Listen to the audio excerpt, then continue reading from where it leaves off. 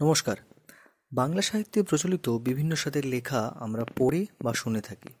রোমাঞ্চ, অলৌকিক, ভ্রমণমূলক, সামাজিক, অ্যাডভেঞ্চার, গোয়েন্দা, আরও কত কী। তবে বিশেষ একটি দিক হলো রম্য রচনা ও হাস্যরস। আজ আমরা যে গল্পটি শোনাতে চলেছি সেটি শরদিন্দু বন্দ্যোপাধ্যায়ের তিমিলিঙ্গ। শরদিন্দু বন্দ্যোপাধ্যায় উত্তরপ্রদেশের জৌনপুরে 1899 সালে জন্মগ্রহণ করেন। ওনার আদি নিবাস বরানগরের কুটিঘাট অঞ্চলে। তার রচিত প্রথম সাহিত্য প্রকাশিত হয় তার 20 বছর বয়সে। তার সৃষ্ট গোয়েন্দা চরিত্র ব্যোমকেশ বক্সী আত্মপ্রকাশ করেন 1932 সালে।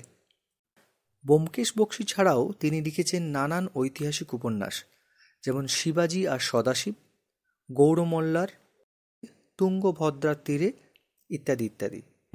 তার রচিত রচনা থেকে যেমন হিন্দি সিনেমা বানানো হয়েছিল, তেমনই নানান বাংলা সিনেমাও বানানো হয়েছে, যেমন চিড়িয়াখানা, ঝিন্দের বন্দি, দাদার কীর্তি ইত্যাদি। আজকের গল্পটি নেওয়া হচ্ছে মিত্র ও ঘোষ পাবলিশার্স থেকে প্রকাশিত সরস গল্প নামক বইটি থেকে। আপনার যদি নিত্য নতুন স্বাদের বাংলা অডিও স্টোরি শুনতে ভালো লাগে, তাহলে আমাদের চ্যানেলটিকে সাবস্ক্রাইব করে নিন। আমরা এখানে নিয়মিত বাংলা গল্প পাঠ করে শোনাই।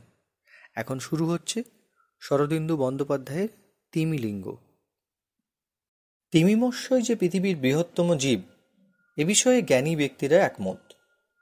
আমি কিন্তু নিতান্তই অজ্ঞ হওয়া সত্ত্বেও বলিতে পারি যে তিমিলিঙ্গ নামধারী আরেকটি অতি বৃহদায়তন জীব আছে, যাহারা তিমি মৎস্যকে গিলিয়া খায়।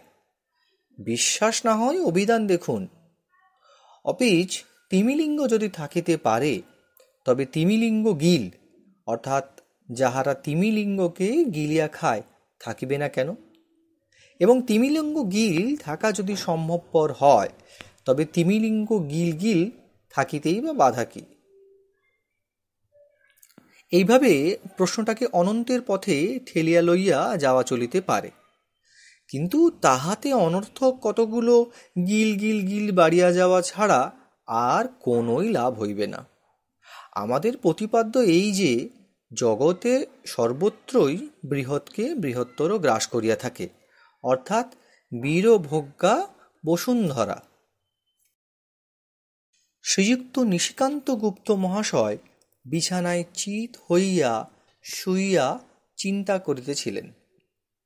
রাত্রি 11:27 সময়ে তিনি হঠাৎ তড়াক করিয়া শয্যায় উঠিয়া বসিলেন। ঘরে আর কেহ থাকিলে মনে করিত নিশিকান্ত বাবু বুঝি বৈদ্যুতিক শক খাইয়াছেন। হইয়াছিলও তাই। তাহার মস্তিষ্কের ভিতর দিয়া 40,000 ভোল্টের প্রচণ্ড একটি আইডিয়া খেলিয়া গিয়াছিল। নিশিকান্তবাবু একজন লব্ধ প্রতিষ্ঠ দালাল, ব্যবসা সম্পর্কীয় সকল বিদ্যার হুনরি।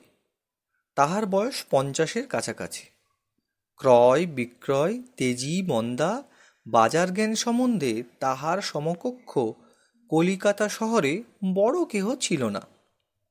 এই সূক্ষ্ম বাজার জ্ঞানের ফলে গত 25 বৎসরে তিনি কত লক্ষ টাকা সঞ্চয় করিয়াছিলেন, তাহা ইনি ও ইম্পেরিয়াল ব্যাংকের কর্তৃপক্ষ ছাড়া আর কেহ জানিত না। যাহারা কর্নওয়ালিস স্ট্রিটে তাহার চমৎকার সুসজ্জিত দোতলা বাড়িখানা দেখিত, তাহারা সহিংসভাবে অনুমান করিত মাত্র। কিন্তু গত কয়েক বৎসর ধরিয়া বাজারের এমন অবস্থা হইয়াছে যে নিশিকান্ত বাবুর চিত্তে কোনো সুখ নাই। কাজকর্ম প্রায় বন্ধ আছে, কারণ কাজ করিতে গেলে লাভের মাত্রা এত কম হস্তগত হয় যে খরচ আর পোষায় না। ব্যবসার জগৎটা যেন ধীরে ধীরে প্রলয় প্রয়োধি জলে ডুবিয়া যাইতেছে। নিশিকান্ত বাবুর অবশ্য অর্থ উপার্জনের কোনো প্রয়োজন নাই।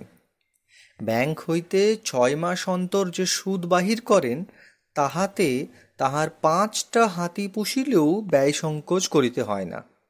কিন্তু নিশিকান্ত কর্মী পুরুষ, অর্থ উপার্জনের নেশা তিনি 25 বছর ধরিয়া অভ্যাস করিয়াছেন।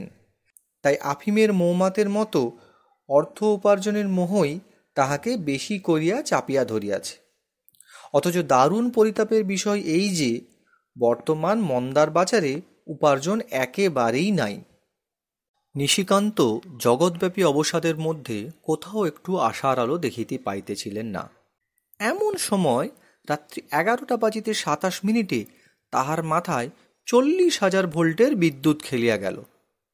আলোক বিভ্রান্তের মতো নিশিকান্ত কিছুক্ষণ বিছানায় জড়বৎ হইয়া বসিয়া রহিলেন। তাহার মাথায় ঘুরিতে লাগিল মোমবাতি, হ্যারিকেন, লণ্ঠন। হাত বাড়াইয়া তিনি বেড সুইচ টিপিলেন। রক্তবর্ণ নৈশদ্বীপ মাথার উপর জ্বলিয়া উঠিল। নিশিকান্ত প্রায় 10 মিনিট মুগ্ধ তন্ময়ভাবে সেই দিকে তাকাইয়া রহিলেন। তারপর ধীরে ধীরে আবার শয়ন করিলেন। বালিশের পাশে তাহার নোটবুক ও পেন্সিল থাকিত। নিশিকান্ত বুকের তলায় বালিশ লইয়া উপুড় হইয়া শুইলেন। তারপর নোটবুকের পাতা উল্টাইতে লাগিলেন। নোটবুকের অবদ্ধ ইঙ্গিতে তাহার ব্যবসা সংক্রান্ত যাবতীয় গুপ্তকথা লেখা ছিল। তিনি সেইগুলি পড়িতে পড়িতে মনে মনে হিসাব কষিতে লাগিলেন। কত টাকা তিনি ইচ্ছা করিলে ব্যাংক ও অন্যান্য স্থান হইতে বাহির করিতে পারেন। হিসাব বোধ করি বেশ মনোমত হইল, কারণ তিনি পরিতোষের নিঃশ্বাস ত্যাগ করিলেন। অন্তঃপর তিনি নোটবুকের পাতায় পেন্সিল দিয়া আরেক জাতীয় অঙ্ক কষিতে আরম্ভ করিলেন। বোধহয় এটা খরচের হিসাব। সমস্ত যোগ করিয়া 5 লক্ষ টাকার কিছু বেশি হইল। নিশিকান্ত খাতা হইতে মুখ তুলিয়া বিড়বিড় করিয়া কি একটা বলিলেন। তারপর নোট বন্ধ করিয়া বালিশের পাশে রাখিয়া দিলেন। তাহার মণ্ডিত মুখে 10,000 দৈবশক্তির যে হাসিটা ফুটিয়া উঠিল, তাহার কাছে রক্তবর্ণ নৈশদ্বীপের প্রভা একেবারে ম্লান হইয়া গেল। তিনি মনে মনে বলিলেন, 3 দিনে 72,000 টাকা, মানে রোজ 24,000। নিশিকান্তবাবুর স্ত্রী পাশের ঘরে শয়ন করিতেন। মাঝের দরজায় পর্দার ব্যবধান। নিশিকান্তবাবুর দ্বিতীয় পক্ষ, তবে ভার্যাটি নেহাত তরুণী নয়, বয়স 32-33। তিনি অত্যন্ত শৌখিন এবং বন্ধ্যা। এই জন্য বাংলা সাহিত্যে তাহার প্রবল অনুরাগ। প্রায়ই মাসিক পত্রিকায় কবিতা লেখেন। নিশিকান্তবাবু ঘাড় ফিরাইয়া দেখিলেন যে পর্দার নিচে দিয়া আলো দেখা যাইতেছে। বুঝিলেন গৃহিণী এখনও মাসিক পত্র শেষ করে নাই। জিজ্ঞাসা করিলেন, হ্যাঁগা, জেগে আছো? পাশের ঘর হইতে হ্যাঁগা উত্তর দিলেন, হুম। আলুথালু বস্ত্র কোমরে জড়াইয়া নিশিকান্ত স্ত্রীর ঘরে গেলেন। স্ত্রী পিঠে বালিশ দিয়া অর্ধশয়ন অবস্থায় শয্যায় দেহ প্রসারিত করিয়াছিলেন। মাথার শিয়রে একটি ত্রিপদের শীর্ষে বৈদ্যুতিক ল্যাম্প জ্বলিতেছিল। স্ত্রী কাগজ হইতে মুখ তুলিয়া নিশিকান্তবাবুর চেহারা দেখিয়া ঈষৎ ভ্রুকুটি করিলেন। নিশিকান্ত আলোর নিকটে গিয়া সুইচ টিপিয়া আলো নিভাইয়া দিলেন, আবার জ্বালাইলেন, আবার নিভিয়া দিলেন। বিরক্তভাবে গৃহিণী বলিলেন, ও কি হচ্ছে? নিশিকান্ত বলিলেন, বেশ না, এই ইলেকট্রিক বাতি সুইচ টিপিলেই নিভে যায়, আবার সুইচ টিপিলেই জ্বলে ওঠে। স্ত্রী ধমক দিয়া বলিলেন, এত রাত্রে তোমার হলো কি? নিশিকান্ত স্ত্রীর শয্যার একপাশে আসিয়া বসিলেন। একটু যেন অন্যমনস্কভাবে বলিলেন, আমি ভাবছি একটা ছাপাখানা করতে কত খরচ লাগে। স্ত্রীর হাত হইতে মাসিক পত্র পড়িয়া গেল। তিনি সচকিত হইয়া উঠিয়া বসিলেন। বহুদিন হইতে তাহার বাসনা নিজের ছাপাখানা করিয়া একটি মাসিক পত্রিকা বাহির করেন। মাসিক পত্রে কেবল কবিতা ছাপা হইবে। পত্রিকার নাম হইবে মন কুসুম। সম্পাদিকা হইবেন স্বয়ং শ্রী মাধুরী দেবী। স্বামীকে এই সুন্দর পরিকল্পনার কথা বলিয়াছিলেন। কবিতার মাসিকপত্র কিরূপ চলিবে সে বিষয়ে নিশিকান্তবাবুর মনে কোনো মোহ ছিল না। অথচ স্ত্রীর একটা শখ মিটাইবার ইচ্ছা তাহার যে একেবারেই ছিল না তাহা নয়। কিন্তু বাজার মন্দা বলিয়া নিশিকান্ত গা করেন নাই। মাধুরী দেবী এক নিঃশ্বাসে বলিলেন, সত্যি কিনবে? আমার কতদিনের যে শখ। মন কুসুম, কেমন নামটি হবে বলো তো? নিচে লেখা থাকবে সম্পাদিকা শ্রী মাধুরী দেবী। খরচ এমন নয়। এই তো সেদিন নীলকান্ত প্রেসের মালিক আমার কাছে এসেছিল। তারা প্রেস বিক্রি করতে চায়। কোথা থেকে শুনেছে আমি কিনতে পারি।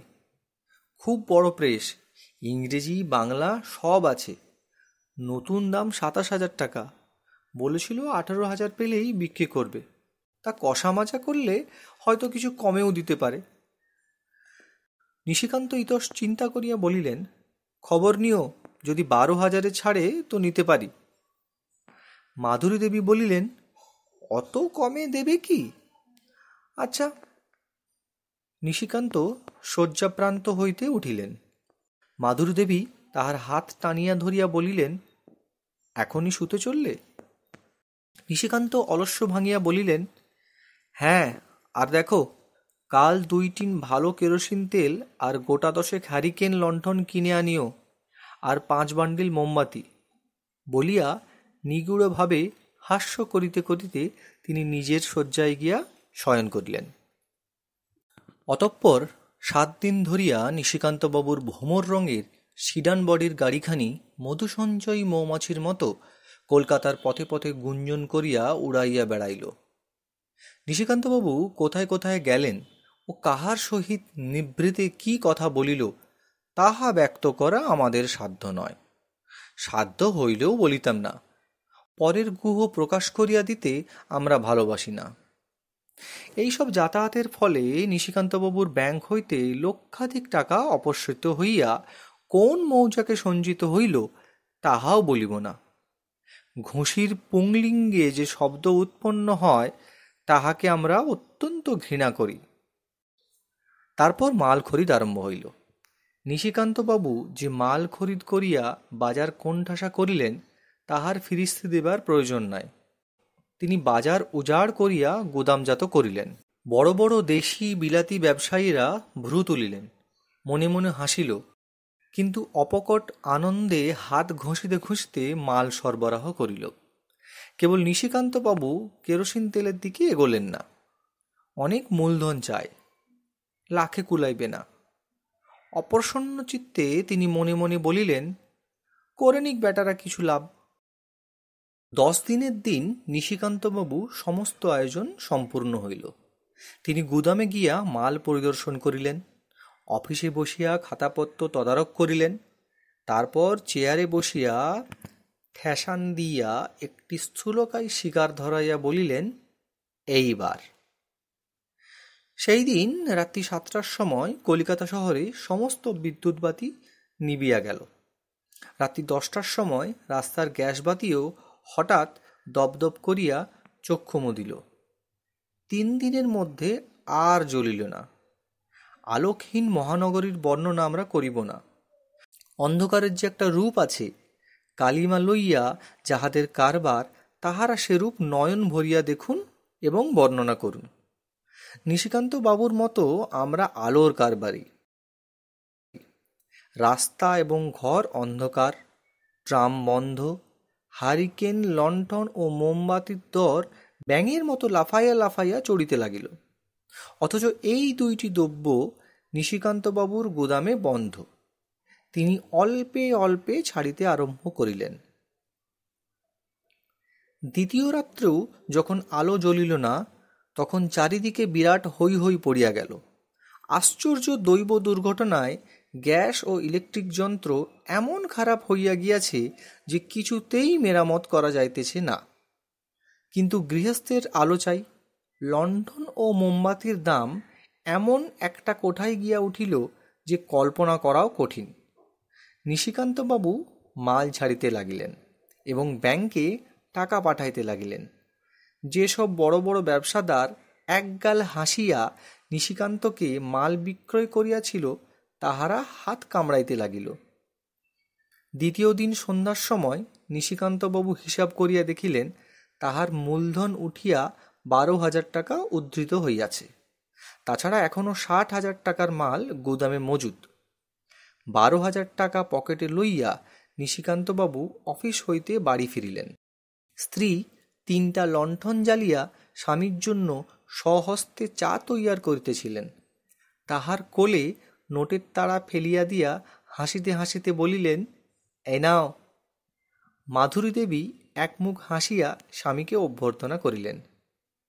আজ সরকারকে বাজারে খোঁজ নিতে পাঠিয়েছিলুম, একটা হারিকেনের দাম 5 টাকা। হ্যাঁ গা, আর কদিন। তৃতীয় দিন সন্ধ্যার সময় নিশিকান্তবাবুর গুদাম খালি হইয়া গেল। শেষ কিস্তির 60,000 টাকা ব্যাংকে পাঠাইবার সময় আর ছিল না। এই টাকাটাই নিশিকান্তবাবুর মূল লভ্যাংশ। এত টাকা এখন কোথায় রাখিবেন? নিশিকান্ত একটু চিন্তা করিলেন। চেক নয়, নগদ টাকা। অফিসে লোহার সিন্ধুকে রাখিয়া গেল চলে, কিন্তু দু একটা সংবাদ নিশিকান্তের স্মরণ হইল। অন্ধকারের সুযোগ লইয়া চোর গুন্ডার দল খালি অফিস বাড়ি ইত্যাদি ভাঙিয়া লুট করিতেছে। বড় বড় 2-3টে অফিসে এইরূপ ব্যাপার হইয়া গিয়াছে। নিশিকান্ত নোটের গোছা পকেটে পুরিয়া লইলেন। বাড়িতে রাখিলেই সবচেয়ে নিরাপদ হইবে।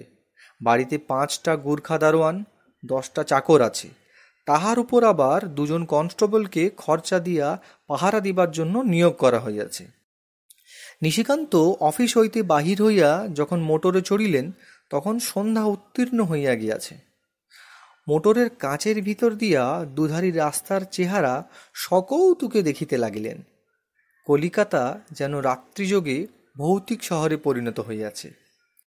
বড় বড় দোকানের বিদ্যুদন্ত বিকাশিত হাসি আর নাই, অধিকাংশই বন্ধ।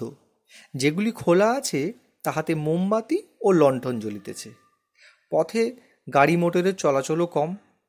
মানুষ যাহারা যাতায়াত করিতেছে তাহারা নিশাচর প্রেত বলিয়া ভ্রম হয়। কলেজ স্ট্রিট বাজারের নিকট পৌঁছিয়া নিশিকান্তবাবুর ভারী কৌতূহল হইল। কোনো একটা বড় কাজ করিয়া সাধারণের মতামত জানিবার ইচ্ছা স্বাভাবিক। তিনি মোটর হইতে নামিলেন। একটা ক্ষুদ্র দোকানে আলো জ্বলিতেছিল। তাহার সম্মুখীন হইয়া জিজ্ঞাসা করিলেন, মোমবাতি আছে?